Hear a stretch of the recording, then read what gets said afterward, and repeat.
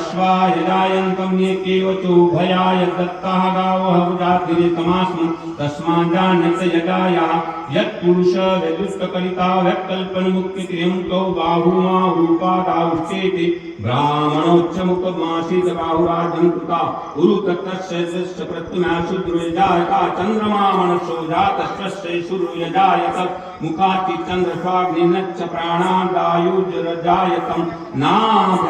नाभ्यासीदन्तरिश्च शिष्णोद्यौ समवर्तपद्मन गुरुशुश्रुतात्या लोका कृपत्त सप्तासां परिधं श्रिया सप्तसमिद्धं कृता देवाज्ञततद्धातर्वण पुरुषं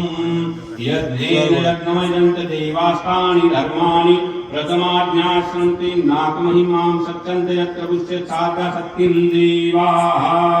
हरि ओं कालुषवधा अतो देवा अवन्तु नो यन्तो विष्णुचत्कर्मे पृथिव्या सप्तधामन् श्रीदं विष्णु विश्वकर्मे ते धातयन्तिमद्म समूलमस्य पाशुरे त्रीणि पदादिचक्रमे विष्णुगोर्पादाभ्याहातो धामानि धारयन् विष्णोः कर्माणि पश्यन्ते त्वतानि स्वस्य इन्द्रस्य युज्यासुकाः तद्विश्वो परमपद सदा भजन्ति सूरयाः देवीव च सुराततं तद्विरुप्राशो विपन्यो जगद्वासमदित्ये विष्णो यत् परं महापद